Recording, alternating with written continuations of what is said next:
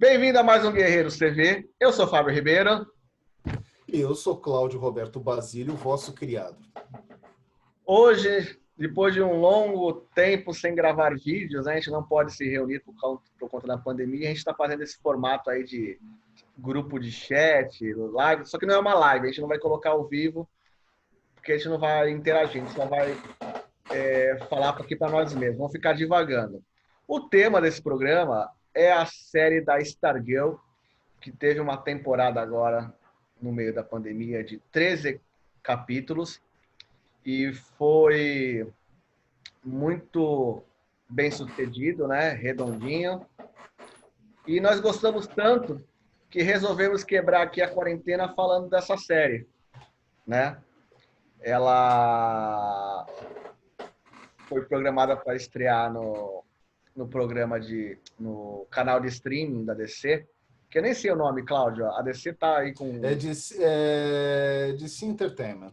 Ele passava, não me lembro se era no domingo ou na segunda-feira, e no meio da semana era retransmitido no CW. Então, do Warner da TV aberta. Exatamente. Só que ela só passava no CW americana, né? Então, quem conseguiu assistir, conseguiu por meios alternativos, né? Para assistir. Uma pena, né? Porque seria muito melhor se tivesse sido disponibilizada num casal de streaming que tivesse no nosso país aqui. Mas, dito isso, ela difere das outras séries da DC Warner, porque ela é mais curta, né? As outras séries têm, em média, uns 20 episódios, 25. Esse teve 13 redondinhos, nesse formato de um capítulo por semana, com cada capítulo o nome de um personagem, né, da história, seja herói, seja vilão. E ele foi apresentando a personagem Stargirl, que é uma personagem dos quadrinhos, surgiu, se eu não me engano, em 1999, né? Criação do Jeff Jones, que também é o produtor da série, é ele que assina o roteiro e por aí vai. Mas, Cláudio, quem que é Stargirl? Para quem quiser conhecer mais os quadrinhos dessa personagem. Bom, essa história é um tanto quanto longa e começa lá em 1941. Em 1941, o Jerry Siegel, que é o criador do Superman, junto com o desenhista Hal Sherman, criou um personagem chamado Star Spangled Kid, né? Que seria algo como o menino estrelado, vamos dizer assim, né? O Star Spangled Kid ele surgiu dentro do contexto dos anos 40 que favorecia a criação de personagens patrióticos, aquela coisa de Segunda Guerra Mundial. Tanto que o uniforme dele é muito parecido com o do Capitão América, tirando o asa. Exatamente. O uniforme dele é justamente uma roupa azul cheia de estrelas, né? E o parceiro dele é um listrado, que são as listas da bandeira americana. São heróis patrióticos dos anos 40. Exatamente. O Jerry Siegel ele queria fazer meio que inverter o padrão lógico que acontecia nos quadrinhos daquela época, que seria o quê? Você tinha um super-herói adulto que tinha um parceiro, um sidekick juvenil. Nesse caso, o Siegel inverteu a fórmula. O herói principal era um adolescente e o sidekick dele era um adulto, né?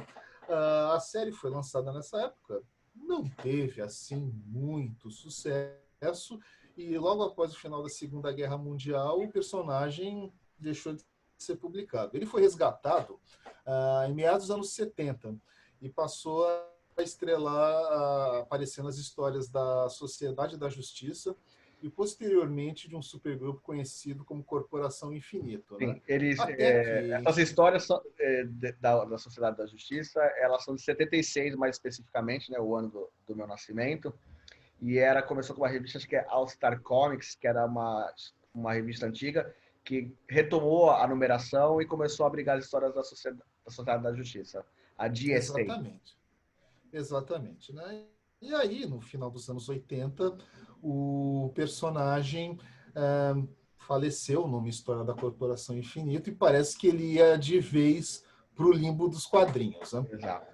Só que, o que acontece, né?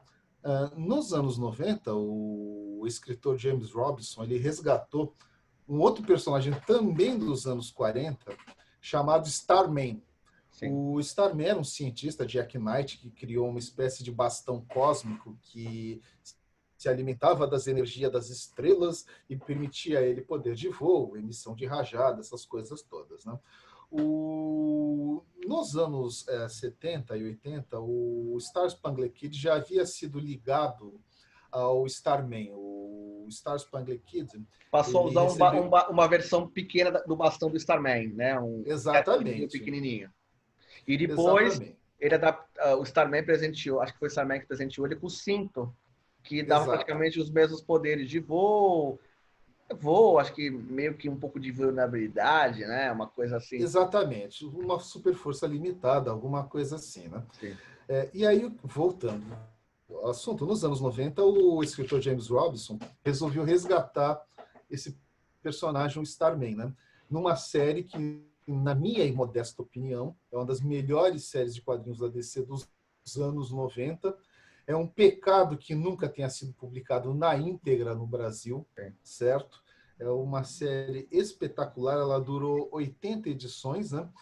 E no término da série, o que aconteceu? Logo após o término da série, o conceito do Starman meio que ficou ali flutuando dentro da DC. E mais ou menos em 1999, começou a trabalhar para a DC o rapazinho lá chamado Geoff Johns. O Geoff Johns, ele nasceu em Michigan, né?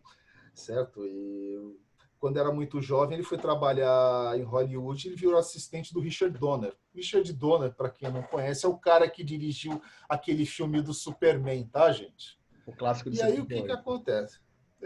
Ele sempre foi muito apaixonado por histórias em quadrinhos e de contato em contato ele conseguiu a oportunidade de escrever, de apresentar um projeto para a DC Comics. E aí ele pensou o seguinte, né?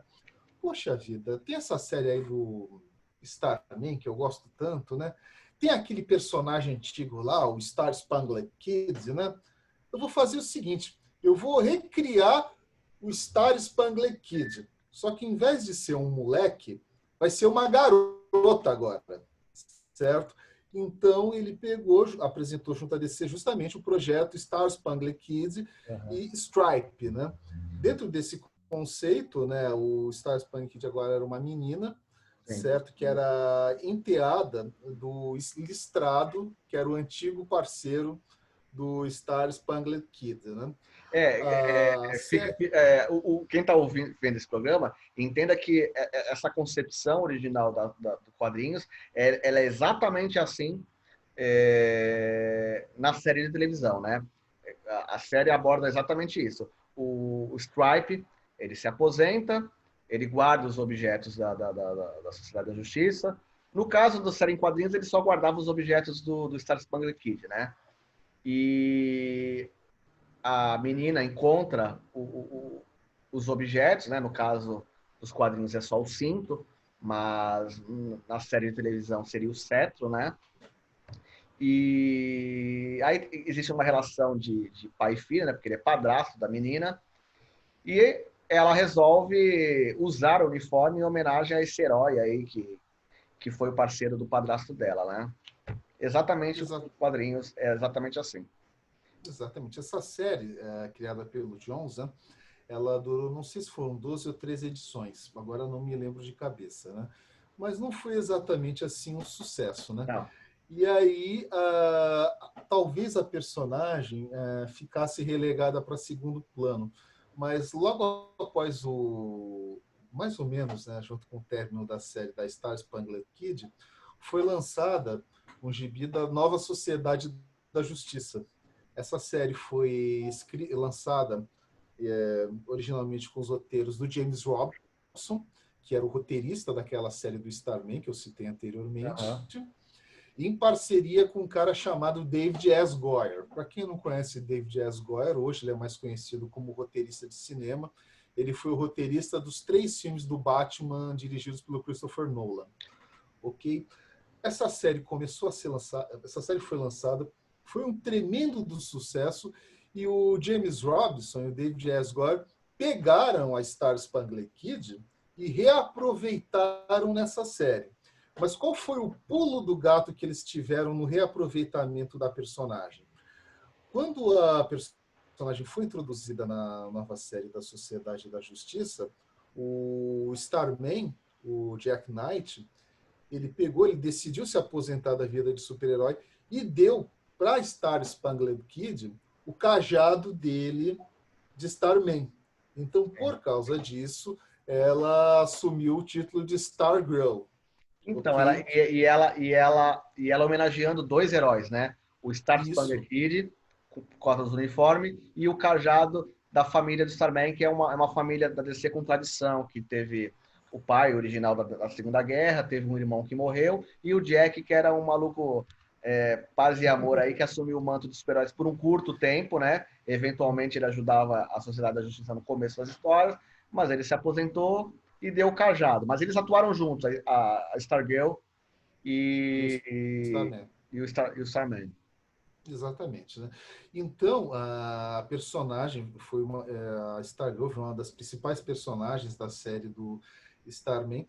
E por uma dessas coincidências do destino, Geoff Johns, a partir da quarta edição do GB da Sociedade da Justiça, justamente assumiu também os roteiros da Sociedade da Justiça e ele começou a bombar a personagem dentro dessas histórias da Sociedade da Justiça. Mas é importante frisar uma coisa que a gente até devia ter comentado anteriormente.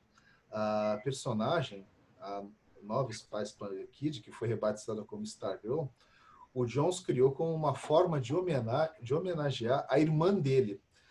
Ele tinha uma irmã que também se chamava Courtney, a Courtney Jones.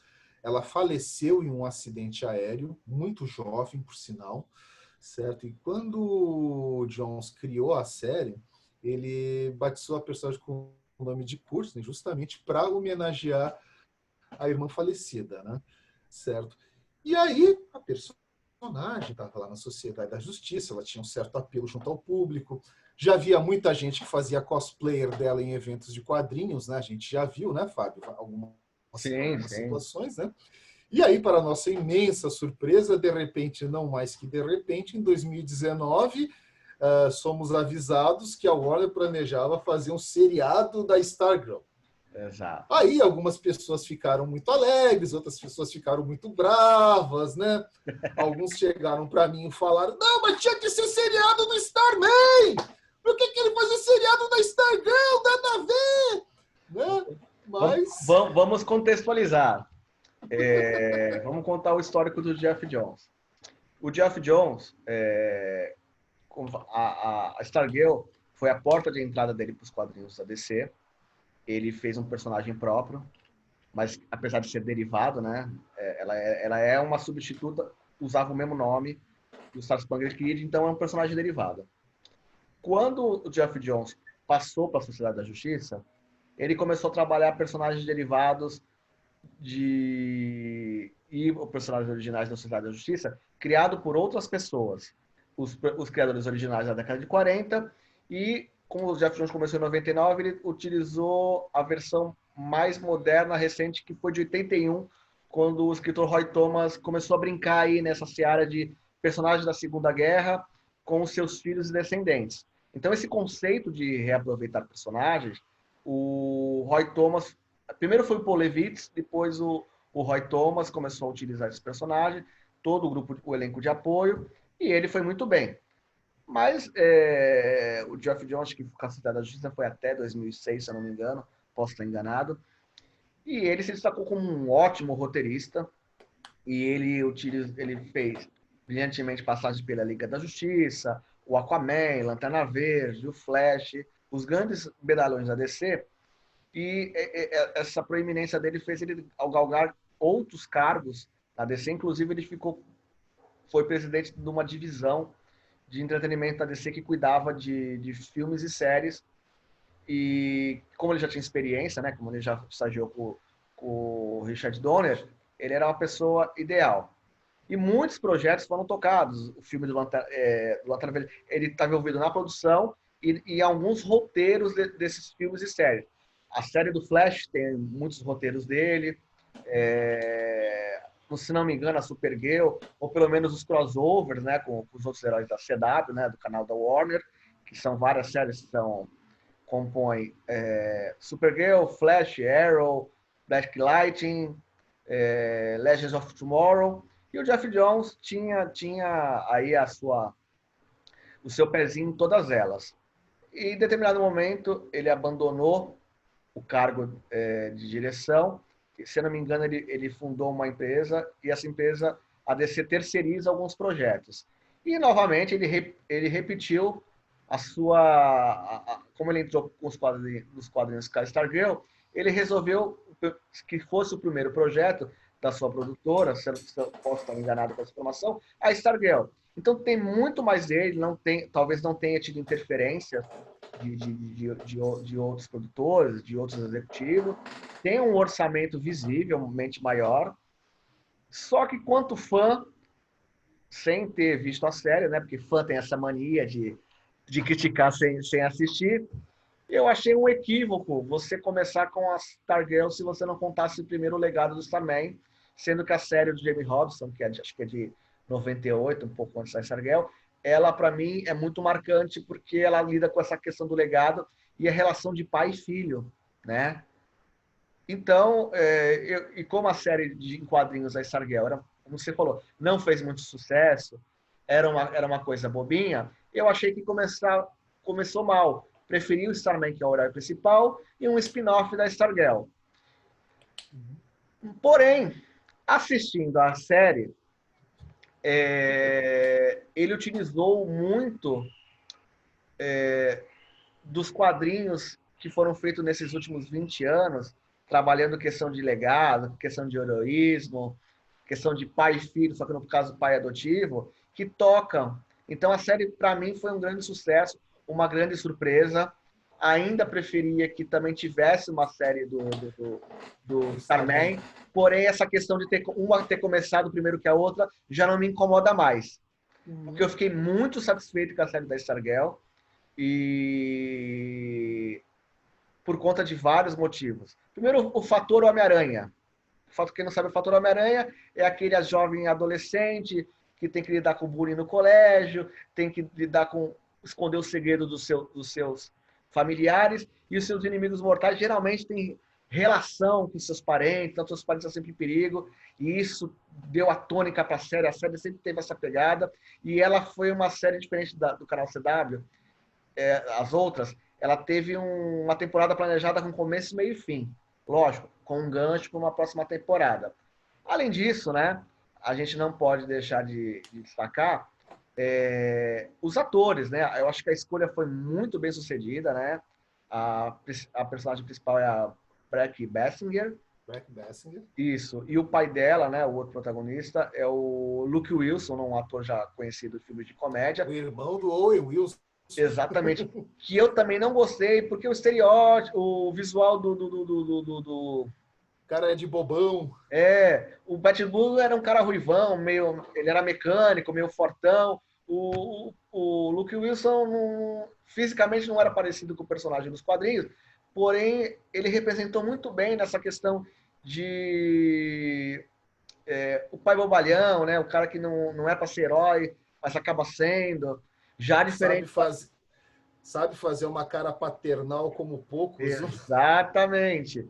E a Breaking Bad foi a grande surpresa, porque a menina realmente tem a essência do heroísmo. O que difere, cara, de muitas séries e muitos filmes que estão aí, que os heróis realmente são relutantes para fazer o que tem que fazer. A série é deliciosa, porque a personagem cai no pau com os seus inimigos. Ela vai, tipo, uma inimiga dela ameaçou a família dela, ela vai na casa da menina, que é uma menina da mesma idade dela, e dá-lhe um cacete na menina. Ela vai para cima de heróis mais velhos, né? A mãe dela, que eu não lembro o nome da atriz... Amy Smart. Amy Smart. Também fez filmes de comédia, né? Dos anos 90. Era uma graça. Também muito carismática. E as diferenças da série de quadrinhos com a televisão não me incomodaram muito. Por exemplo, o filho do Pat Dugan, que na série de quadrinhos ele é um menino, acho que ou da mesma idade que a... Ele é um pouquinho mais novo do que ela, tipo uma diferença de no máximo 2 anos, e no começo da série de quadrinhos ele está na escola militar. Exatamente. Depois ele volta para morar na casa. Cria problemas, a relação dela com o Pat Dugan, Ele meio que se incomoda dessa relação paternal da menina com o pai dele, mas inverteram, né? Colocou um irmão mais novo, já vivendo com eles desde sempre, e o menino até tem um aspecto meio irritante, meio petulante, parece até aquelas crianças prodígio, meio inquieta, mas o menino não, ele já não me agradou de cara. Óbvio, ao final da série, as impressões que eu tinha dele sumiram. Realmente é a grande família feliz, né? E o Zini... Ele cumpria o estereótipo ali na série, Exatamente. né? Mas o menino é talentoso. E, por exemplo, alguns vilões, por exemplo, o Isico, ou o Geado em português, que é um vilão patético nos quadrinhos, né? Até mesmo na série do Sociedade da Justiça, apesar dele ser mal em algumas situações, o visual dele parece um duende de gelo, né? E na série televisiva ele realmente bota medo, ele é um cara obstinado, frio, tem uma família lá que ele quer dominar a América e tudo. Cara, assim, é a mesma coisa que pegar o Lex Luthor dos quadrinhos bobão e colocar ele como um empresário inescrupuloso. Então, assim, foi muito legal os vilões. E as lutas coreografadas que eu achei de uma qualidade acima da média. Nenhuma série da CW eu achei que tinha umas lutas assim tão interessantes. E trilha sonora, enquadramento, coreografia e as motivações. Eu gostei muito disso, né? Me deixou, cada capítulo deixava sempre uma pontinha para o seguinte e era um sofrimento aguardar uma semana, né? E Geoff Johns mostrou que como roteirista, e eu acredito que sem interferências, né, sem algo totalmente dele, isso é um palpite, não é uma certeza, né? Eu Claro. tenho a impressão de que realmente não houve interferência e ele colocou muito amor, né? Porque é a personagem de homenagem à irmã dele, então ele caprichou realmente e se redimiu de muitos pecados dele em relação às outras produções, por exemplo, é, ele cuidou da produção do Lanterna Verde, tinha tudo para dar certo, porque ele fez uma ótima fase em quadrinhos, ele conhecia o personagem. Tinha o Ryan Reynolds. O Ryan Reynolds, acho que era coisa. Ele podia não ter atrapalhado, mas assim, também não. Eu acho que a direção foi muito fraca. E ele não Sem soube. dúvida alguma. Eu acho que ele não soube se impor.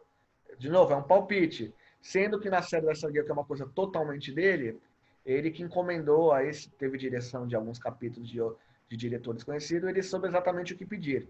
Enquanto ele sendo um consultor só do Lanterna Verde, ele era apenas alguém para quem o diretor ia consultar algumas coisas. Mas sabe como é que é? Diretor de cinema quer deixar sua assinatura e às vezes não conhece o personagem também e caga. Né? Sem dúvida alguma. Né? Agora a gente tem que falar algumas curiosidades da série. Né? Uhum. Um dos produtores da série é justamente o James Robinson, que foi o cara que criou, escreveu a série do Starman nos anos 90 e depois relançou a Sociedade da Justiça também no final dos anos 90. Uma coisa que não podemos esquecer é que a série ela nomeia o Star Spangled Kid de Starman, então ela meio que junta dois personagens num só, né? Sim. Esse nome Star Spangled Kid praticamente não existe na série televisiva.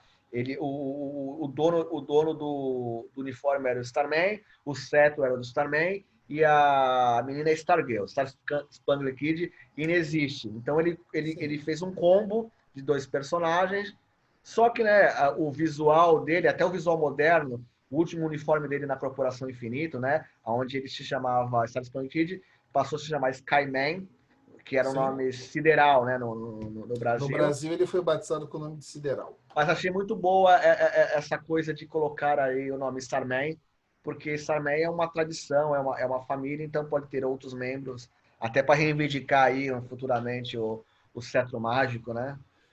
Sim, sem dúvida. Mais curiosidades, Cláudio?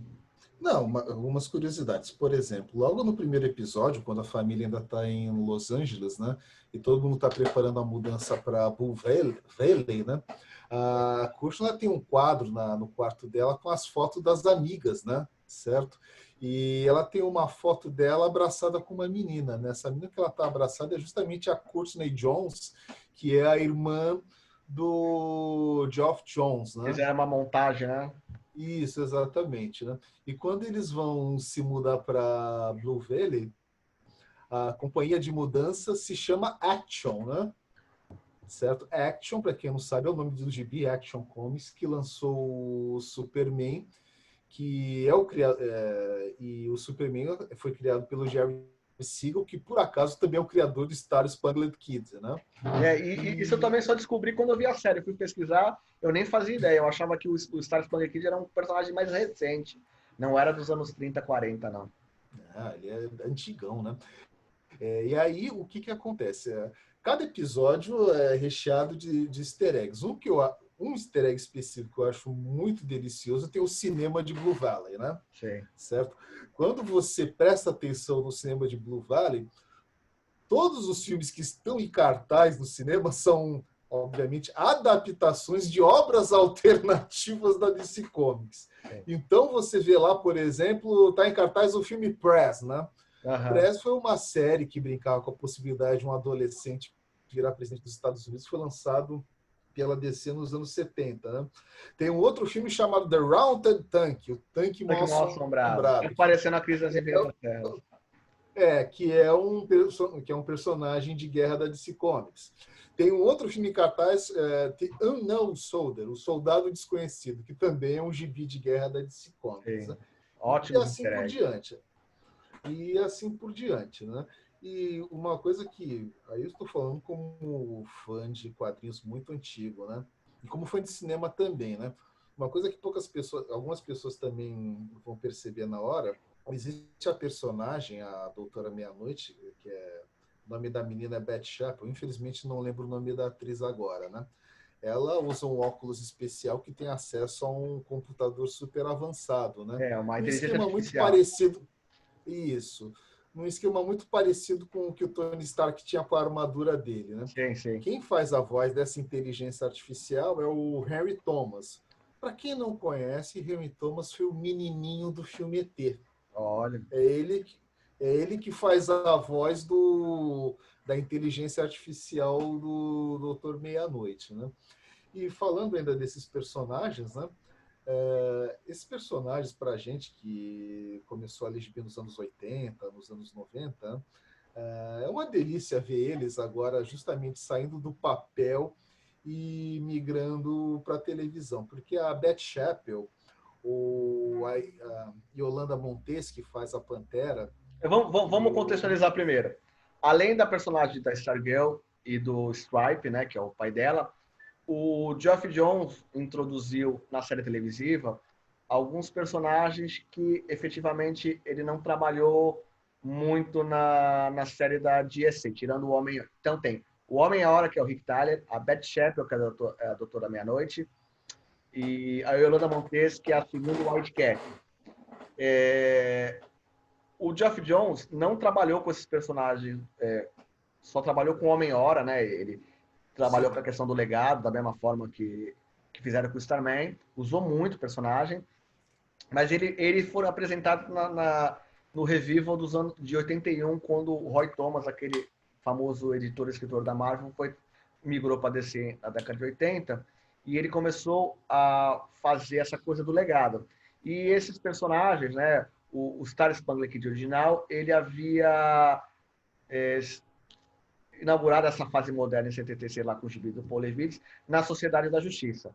Porém, quando o Roy Thomas assumiu, ele estabeleceu que a Sociedade da Justiça tinha alguns personagens novos, outros querendo entrar, e os antigos. O que ele fez?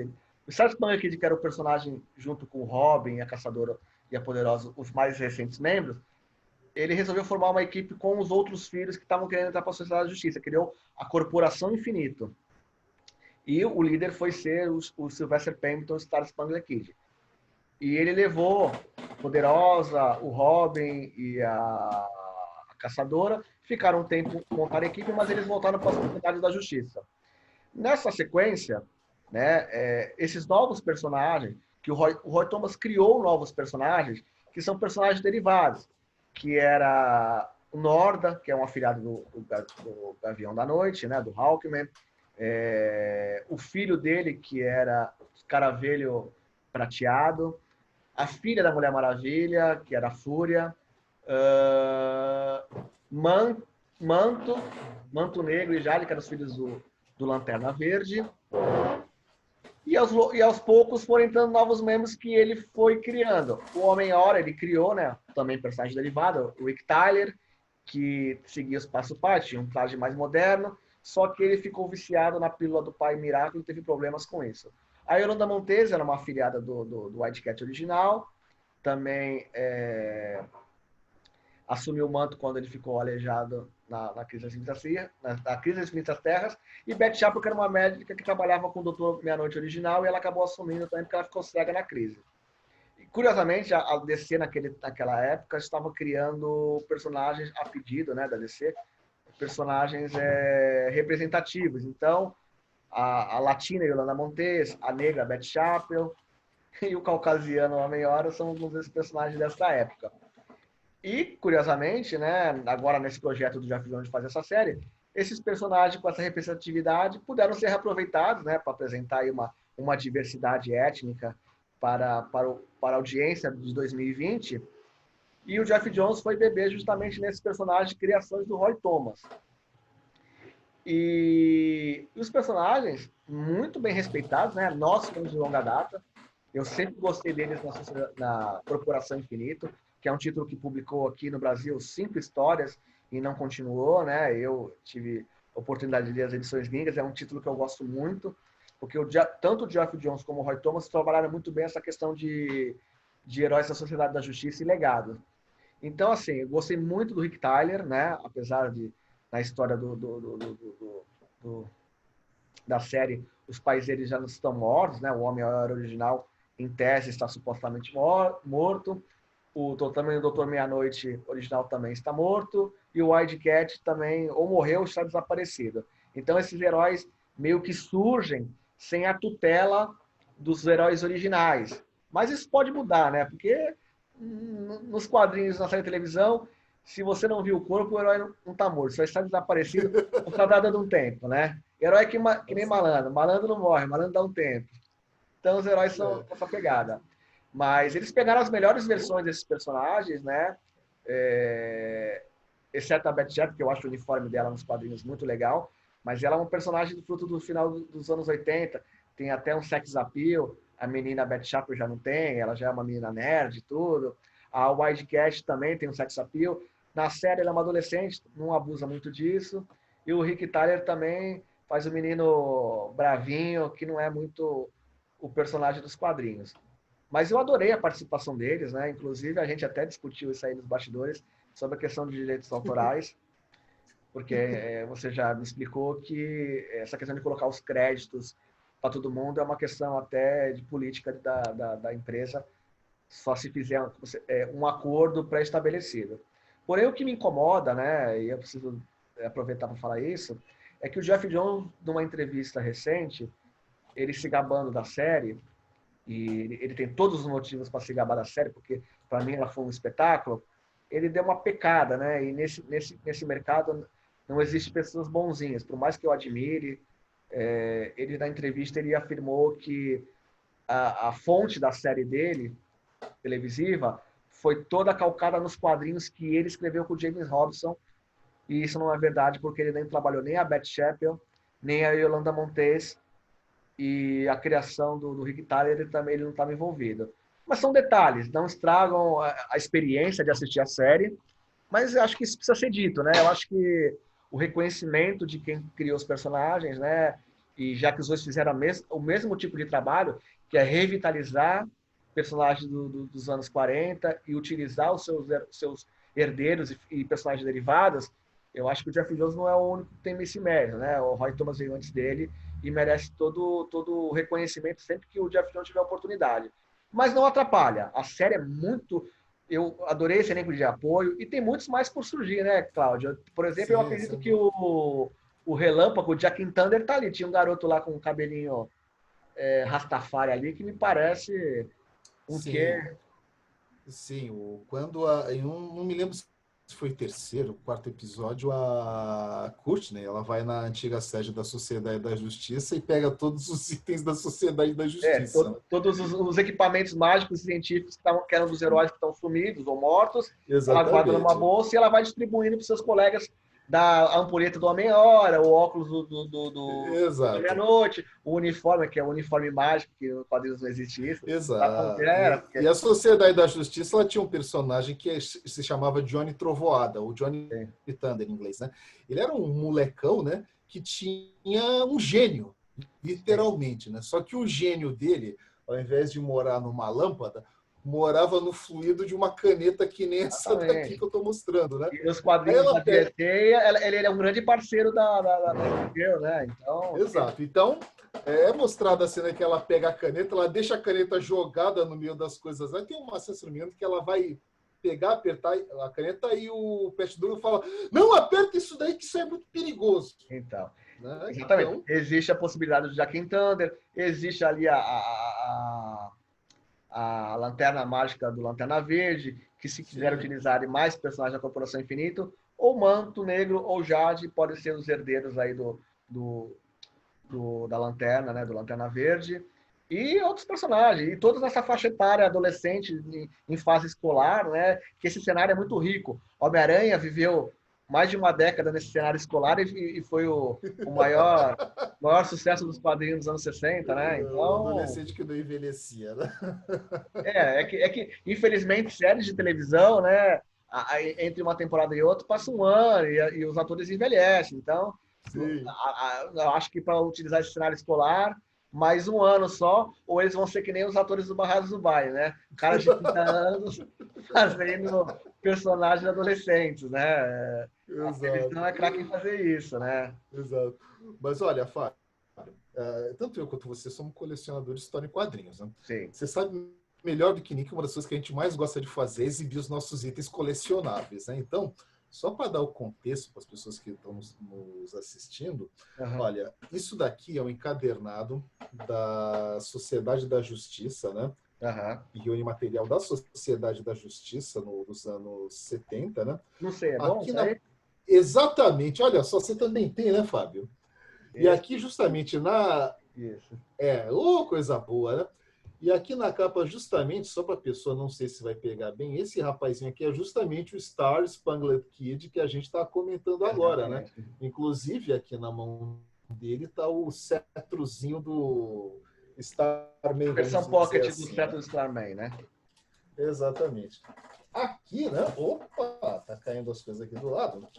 Isso daqui é aquela famosa série da Corporação Infinito que a gente estava falando, né? Sim. Também, né? Muitos dos personagens que foram criados para essa série de quadrinhos apareceram no seriado televisivo. Inclusive, a gente está até esquecendo, esse rapaz aqui, verdade, que o dedo está mostrando, o Harry King Jr., o Onda Mental Jr., que dos quadrinhos também é filho. E era um herói, né? Eu estava na expectativa da redenção dele de virar um herói. Não foi dessa vez ainda. Sem contar spoiler da série, mas... tudo bem, né? E aqui, né? Esse é um encadernado que foi lançado recentemente. Dentro do contexto do seriado, ele reúne todas as histórias. Agora que eu estou olhando aqui, a série teve 14 edições, Fábio. Eu tenho 2 encadernados, quando ela é o mesmo conteúdo, que ainda se chamava Star Spangled Kid, né? Mas é o mesmo conteúdo. Exatamente, né? Vou abrir aqui, né? Só para não sei se vai... Essa aqui é a capa justamente da primeira edição americana, certo? Tá aqui ela justamente com faixa. É impecável, certo? A semelhança do visual da série com esses quadrinhos originais. Eu achei foi muito... Somente o faixa, que tem esse robô com peças de carro, que eu achei assim, visualmente... Sem dúvida alguma. Um primor, muito capricho. Sem dúvida alguma. A série, na verdade, a série televisiva, ela bebeu muito aqui dos quadrinhos, né? O que basicamente a série fez foi pegar a versão dos quadrinhos e fazer uma versão melhor, né? Mas muitos personagens que aparecem lá, como, não sei se aqui dá para enxergar, a Shiv, né? Sim. A vilã da série, vamos dizer assim, ela aparece aqui, né? Certo? O Rei Dragão também.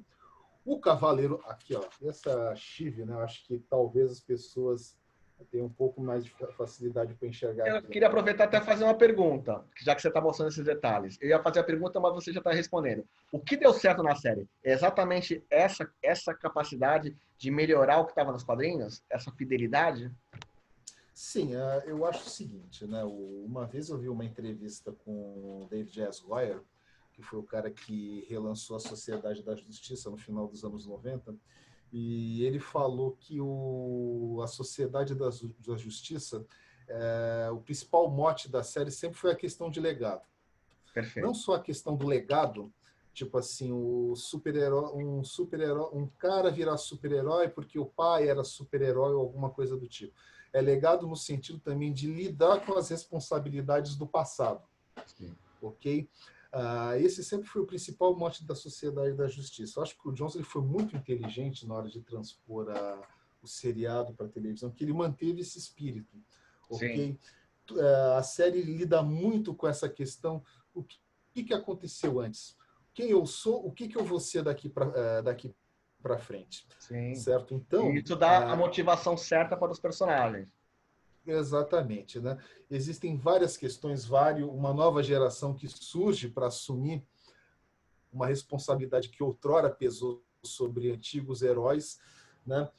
Coisas que aconteceram no passado que agora estão voltando a pesar na vida desses personagens. Não estou querendo dar muito spoiler da série, né? Uhum. Mas esse foi o principal ponto da série. E o que eu vou falar não vai só pejorativo, não. Muito pelo contrário. A série, basicamente, o principal mérito é que ela é simples. Sim. Simples no bom sentido da palavra. Sim. Digamos assim, ela talvez seja até muito maniqueísta, certo? Mas, digamos assim, em tempos sombrios que a gente está vivendo, em tempos de Covid, pandemia e outras coisas que é melhor não falarmos, né, entendeu? É bom você ter uma série com personagens bacanas, personagens que querem fazer o bem, que lutam por um ideal, mesmo que esses personagens não sejam perfeitos, né? A gente Sim. sabe que... A série é muito positiva, né? Ela é muito Exatamente. alto astral. É uma série que, digamos assim, levanta o seu astral, Exato. certo? E isso daí eu acho que é o principal mérito. É por isso que eu digo que ela é simples no bom sentido da palavra. Você não vai ver ali um tratado sobre as Não, questões que... não é um roteiro complexo, não tem grandes reviravoltas, as coisas seguem uma linha meio óbvia, você já sabe quem são os vilões, quais são os planos dele, e você espera o confronto final. Simples nesse sentido. Não tem grandes Exatamente. reviravoltas, né? Eles te entregam o bom e velho gibi de super-herói pipoca, bem escrito. Exatamente, exatamente. Então, nesse sentido, o seriado funciona muito bem. É claro, não é uma obra-prima que mudará para sempre os rumos da TV norte-americana. Não, não é nada Eu disso. acho Mas também também não que precisa ser. da mesma forma que essa série agrada os leitores de longa data que conhecem todos esses easter eggs, passados heróis, ele também agrada, eu assisti com a minha esposa, e ela não é adepta de quadrinhos super-heróis. E a série explica quem são os heróis, aonde vieram, é muito mastigado e cria empatia. Então foi bem explicado, ela entendeu É, as origens, né?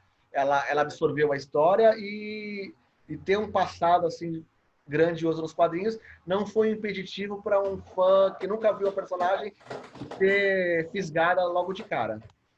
claro, eu vou falar uma coisa, eu espero que as pessoas não pensem que eu estou sendo pejorativo, muito pelo contrário, né? Essa série, na verdade, ela foi feita para as meninas fazerem cosplay nos eventos de quadrinhos. O público-alvo da série não sou eu, que sou um homem com mais de... Eu e o Fábio, que somos homens com mais de Não, a 40 anos de linguagem é idade. para pegar o jovem. Exatamente. O público da série, quem é? É a menina de 10, 12, até 16, 17 anos de idade, né? E consumir muitos E por isso que eu subprodutos da brinco, Stargirl. é por isso que eu brinco que ela é uma série que foi produzida para os jovens fazerem cosplay em evento. E fazer cosplay da Stargirl até que não é tão difícil assim. Exato. E justamente dentro dessa proposta, dentro do público-alvo que ela pretende atingir, eu acho que ela cumpre todos os requisitos com perfeição. Certo? Eu acho que se ela tivesse passado assim na CW, tivesse um alcance maior, eu posso estar enganado, mas acredito que ela supere, se for muito massificado, a aceitação das meninas muito maior do que da Supergirl. Tudo bem que a Supergirl é um símbolo ligado ao super-homem, mas a É, Stargirl, a questão do carisma, da juventude dela e da simplicidade da história dela, agrada mais os jovens, né? E faça tanto ou mais sucesso que a Supergirl. não, a série está passando lá no CW nos Estados Unidos, né? Não passa só no canal de streaming da DC, É né? verdade, é verdade. A gente não sabe, eu não sei como está a questão da audiência do seriado lá dos Estados Unidos, né? Vamos ter que aguardar um tempo aí para ver se ela vai ser renovada para uma segunda temporada ou não, certo? Eu, sinceramente, espero que sim. A gente sabe muito bem que, por causa da questão da pandemia, muitos projetos, tanto para a televisão quanto para o cinema, estão em suspensos, outros estão sendo revisados. A gente sabe que a DC Entertainment agora está passando por um processo de reestruturação muito pesado. Vários cargos estão sendo eliminados dentro da DC e vários cargos dentro dos braços, tanto televisivo quanto cinematográficos da Warner, também estão sendo eliminados. Então a gente não sabe o que o futuro vai reservar para Stargirl. De fato. Porém, a série, apesar de ela fecha todo o plot, né, dela, todas as pontas soltas, deixa alguns poucos em aberto e tem até uma cena pós-crédito, que eu não vou contar porque é spoiler, mas deixa um gancho aí para a próxima temporada, se houver, né? Se houver. Sim. E Sim. eu gostaria que continuasse e trouxesse novos personagens, porque a galeria de vilões da Sociedade da Justiça é muito vasta e de personagens juvenis para aparecer. Na verdade, não vai se chamar nem GSA, devia se chamar Corporação Infinita. De fato, de fato. E seria um sonho, até comentei com a minha esposa que a personagem dos quadrinhos tem um romance com o Capitão Marvel, né, o Shazam, porque o Billy Batson é um garoto da mesma idade que a Courtney, né? E isso até é um problema na sociedade, porque os outros heróis não sabem que ele é que aquele corpo de um adulto super-herói existe uma criança, um adolescente. E se a DC fosse tão equilibrada essa questão de universo ligado como a Marvel, poderia haver uma participação do ator, né, dos atores do filme na série, mas a gente sabe que na DC Warner isso praticamente é impossível, né? Séries em andamento, eles não se cruzam, são universos diferentes, existe um multiverso aí, mas existem questões contratuais onde a gente não pode sonhar. Mas seria muito bom, né? Porque o Geoff Johns está envolvido tanto nos quadrinhos quanto nas produções televisivas e cinematográficas de todos esses personagens. Seria um easter eggzinho muito bacana, né? Não, sem dúvida alguma. Quem gosta do seriado Community vai se divertir assistindo Stargirl. Com certeza. Só o único spoiler que eu vou dar aqui, tá? Beleza. Certo? Então, vamos encerrar aí o programa, já deu quase uma hora aí. Acho que a gente falou tudo que tinha para falar da série. Vou me despedindo. Cláudio, tem mais alguma coisa para acrescentar? Não. Tá? Então, obrigado a todos vocês. E comentem aí, comenta se vocês gostaram desse formato de sala de bate-papo, né? Dá um joinha, compartilhe e até o próximo. Deixa eu aqui.